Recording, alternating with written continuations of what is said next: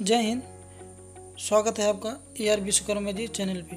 तो आज एक नई टॉपिक लेकर आया हूँ कि कोई भी फाउंडेशन हो या कॉलम हो, आप अपना घर बनवाने जा रहे हैं तो आपको पता होना चाहिए कि इसका साइज़ कैसे निकालें, कि इसकी साइज़ कितनी होनी चाहिए, कॉलम की साइज़ कितनी होनी चाहिए, फुटिंग की साइज़ कितनी होनी चाहिए, ये ज़रूर से आपको पता होना चाहिए। तो आज हम इसी के बारे में हम समझेंगे। इस वीडियो में हम यही जानने वाले हैं कैसे हम साइज़ निकालते हैं। तो आप देख सकते हैं जैसे कि, तो अब हम ये फाइंड करेंगे कि कॉलम का साइज़ कैसे हम निकालते हैं। किसी भी हाउस का कॉलम हो तो उसका हम साइज़ कैसे निकालते हैं।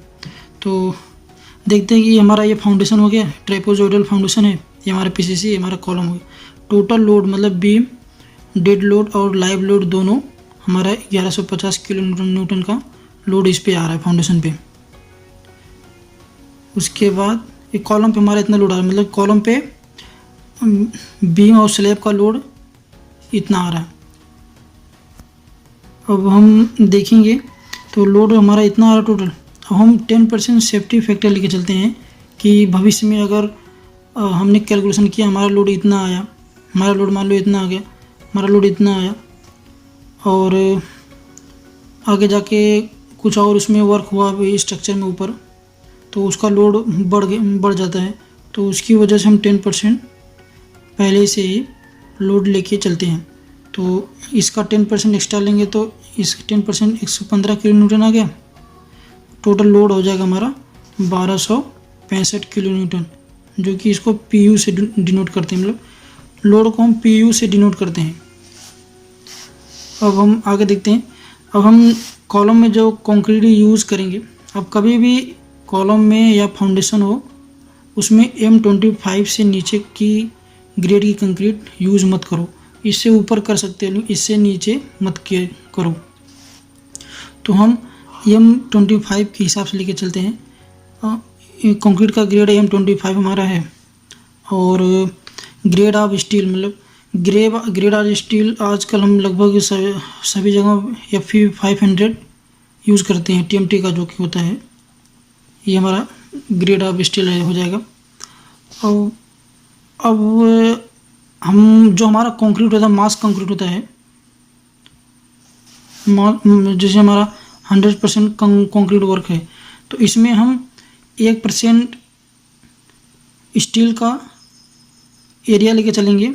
इसमें हम स्टील का एरिया 1% लेते हैं, ग्रॉस एरिया AG, ग्रॉस के एरिया को AG से डोनेट करते हैं और ASC को हम एरिया ऑफ स्टील। ऐसे ही 100% में से 1% चला गया एरिया ऑफ स्टील में, ग्रॉस एरिया, और इसमें बचेगा कंक्रीट एरिया, बचेगा AC, इसको area of concrete 99% gross area बचेगा 100% में से। ये हो गया। अब फार्मूला होता है इसका निकालने का कि लोड इज इक्वल टू, मतलब PU is equal to 0.4 FCK मतलब कि grade of concrete, grade of concrete ये हो गई। AC मतलब area of concrete gross area, और प्लस 0.67 FY हो गई ग्रेड ऑफ स्टील, और ASC मतलब एरिया ऑफ स्टील मतलब ग्रॉस एरिया ऑफ स्टील हो गया। अब इस फार्मूले में हम सारी वैल्यू पुटअप कर देंगे। ये 1265 किलो न्यूटन था, तो 1 किलो न्यूटन में 1000 न्यूटन होता है। 1 किलो न्यूटन बराबर 1000 न्यूटन या 10 की पावर 3 न्यूटन। तो इसको हम 1265 किलो न्यूटन को 12 न्यूटन में चेंज करेंगे तो 1265 इंटू 10 की power 3 is equal to 0.4 FCK grade of concrete 25 into 0.99 AC मतलब कि एरिया ऑफ कंक्रीट 99% है, इसको हमने वैल्यू में पुटअप कर लिया। 0.99 हो गया AG gross area, plus 0.67 into FY grade of steel 500 into AC मतलब area of steel gross area 1%, हमने इसको पॉइंट में लिख लिया। अब कैलकुलेशन करते हैं, ये 12/65,000 इज इक्वल टू, इसको हम मल्टीप्लाई करेंगे 9.9 AG आ जाएगा, प्लस इसको मल्टीप्लाई करेंगे सब 3.35 AG। अब इन दोनों को प्लस करेंगे तो 13.25 AG, ये इतना रहेगा। AG को इसको इधर से भेजते हैं तो इसके नीचे आ जाएगा, इस भाग करेंगे टोटल 9547 1.69 mm², इतना आ गया हमारा एरिया, ग्रॉस एरिया हमारा इतना आ गया। अब इसको हम अंडर रूट कर देंगे, तो अंडर रूट करेंगे हमारा तो 308.98 mm होता है, ये हमारा mm हो गया, ये mm², हमारा हो गया इतना, mm हो गया। और इसको हम 308 mm, तो इसको हम 300 mm मान लेते हैं, 300 mm। अब ये हमारा 300 mm हो गया। अब हमारा जो कॉलम रहेगा, कॉलम की साइज़ हमारी हो जाएगी, ये स्क्वायर कॉलम मैंने स्क्वायर के लिए दिया है तो अंडर रूट किया है, तो स्क्वायर कॉलम के लिए हमारा 300 mm बाई 300 mm का ये लेंथ हो गया। अगर इतने को ये इंटू, अगर हम 308.98 करेंगे, इतनों को दोनों मल्टीप्लाई करेंगे तो इतना हमारा आ जाएगा। तो हमने 300 बाई 300 mm का कॉलम हमारा स्क्वायर हो गया। अगर इसको हम रेक्टेंगुलर कॉलम लेते हैं तो इसको हम 230 mm और इसको 450 mm कर सकते हैं रेक्टेंगुलर कॉलम के लिए, ये हो गया। अब हम फुटिंग की साइज़ देखेंगे, कैसे फुटिंग की साइज़ को निकाला जाता है। कोई भी फुटिंग हो तो उसका साइज़ कैसे निकालते हैं, तो चलिए देखते हैं। जैसे हमारा ये देख लीजिए, हमने बना रखा ड्राइंग, ये हमारा स्टेप फाउंडेशन हो गया, ये कॉलम हमारा हो गया, ये हमारा बीम, ये स्लैब। टोटल लोड आ रहा है 1115 kilo Newton, 1150 kilo Newton load इस पे आ रहा है फाउंडेशन पे। तो फाउंडेशन आप कभी भी फ्लैट फाउंडेशन कभी भी, मेरे आसम कभी मत दीजिएगा कि ये फिर बहुत से लोग होते हैं कि ये इसके नीचे पीसीसी कर देते हैं, पीसीसी के ऊपर ये फ्लैट फाउंडेशन कर देते हैं, उसके बाद सीधा कॉलम खड़ा कर देते हैं। ऐसी ये सबसे बड़ी गलती होती है, ऐसी गलती नहीं करनी चाहिए, क्योंकि जब लोड टोटल आता है तो लोड पूरा फाउंडेशन डिस्ट्रीब्यूट पूरे एरिया में नहीं हो पाता। तो ये क्या करता है कि इधर से ही ऐसे ये फाउंडेशन जो होता है इधर से क्रैक होने लगता है लोड आने पे, जैसे कि ये फाउंडेशन इधर से ऐसे झुक जाता है अंदर से। ये इसी वजह से या तो आप स्टेप फाउंडेशन दो, या तो ये आपका फर्स्ट स्टेप या सेकेंड स्टेप, तो इस पर कॉलम खड़ा करिए। तो इस पर कॉलम खड़ा होगा तो इस पे से लोड इस पे आएगा, इस पे से लोड इस पे आएगा, और पूरे एरिया में लोड डिस्ट्रीब्यूट होगा। फिर उसके बाद आराम से सॉइल पे चला जाएगा।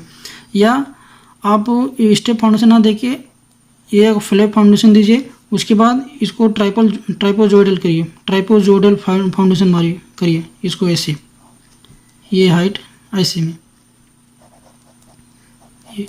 ये पूरा ट्राइपोजोइडल करिए, यहाँ पे ये फाउंडेशन करिए। और इसकी हाइट आपको कभी भी लाइफ में 150 mm से नीचे नहीं रखनी है। और इसके बाद इसकी हाइट आप रख सकते हो 300 mm, मतलब टोटल हाइट हो जाएगी 450 mm। ये हाइट जो है कभी भी आप 150 mm से नीचे नहीं रखनी है। तो चलिए देखते हैं इसका फाउंडेशन का साइज कैसे निकालते हैं। तो लोड हमारा आ रहा है 1150 किलो न्यूटन, तो 10% सेफ्टी फैक्टर लेंगे। तो 10% सेफ्टी फैक्टर लेने के बाद ये हो गया 1115, टोटल लोड हो गया 1265 किलो न्यूटन हमारा। अब हमारा जो हम लेते हैं सॉइल बेयरिंग कैपेसिटी जोन 3 के लिए, आपको ये फिगर में दिख रहा होगा, इसमें से जोन 3 के लिए हम सॉइल बियरिंग कैपेसिटी लेते हैं 440 kilo newton per metre square हमारी जोन 3 के लिए। अब हम 440 kilo newton per metre square ले लिए SBC सॉइल बियरिंग कैपेसिटी। अब इसका हम आधा लेते हैं, आधा करेंगे। आधा इसलिए करेंगे कि कभी भविष्य में मान लीजिए कि फाउंडेशन के नीचे पानी इकट्ठा होने लगा और उधर की सॉइल बैठने लगी, तो क्या होता है कि अगर हम पहले से ही इसकी वैल्यू कम लेके चलेंगे और तो हमारे स्ट्रक्चर पे कोई इफ़ेक्ट नहीं होने वाला है। तो इतनी हम कैपेसिटी लेके चलते हैं, क्योंकि हमारी सॉइल कैपेसिटी एक्चुअल तो इतनी होगी, लेकिन हम कैपेसिटी इतनी के हिसाब से कैलकुलेशन करेंगे तो हमारी जो फाउंडेशन की वैल्यू, फाउंडेशन एरिया आएगा ज़्यादा आएगा। तो फार्मूला रखते हैं। फार्मूला होता है, जैसे साइज ऑफ फुटिंग निकालेंगे, area is equal to load upon bearing capacity. Formula होता है area is equal to load upon bearing capacity. तो अब जैसे कि लोड हमारा हो गया 1265 kilo newton, 1265 kilo newton. Bearing capacity हो गई 220 kilo newton per metre square, 220 kilo newton per metre square. इसको भागे देंगे तो ये 5.75 किलो न्यूटन कट गया, ये होगा 5.75 मीटर स्क्वायर हो गया। अब इसका अंडर रूट करेंगे हम, तो 2.39 इंटू 2.39 करेंगे तो इतनी वैल्यू आएगी। इसका मतलब हमारा फाउंडेशन का साइज रहेगा 2.3 मीटर, ये वाली साइज, और ये वाली साइज 2.39, ये वाली साइज आ गई हमारी। तो ऐसे ही देख सकते हैं पूरा टोटल, ऐसे ही ये फाउंडेशन की साइज़ निकलती है और आपको कॉलम की साइज़ निकालना पता आ गया।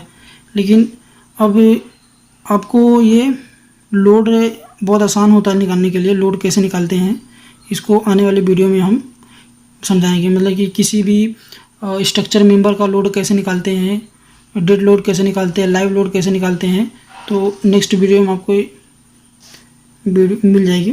तो आशा करता हूँ वीडियो अच्छा लगा हो। तो मिलते हैं नेक्स्ट वीडियो में, तब तक के लिए जय हिंद।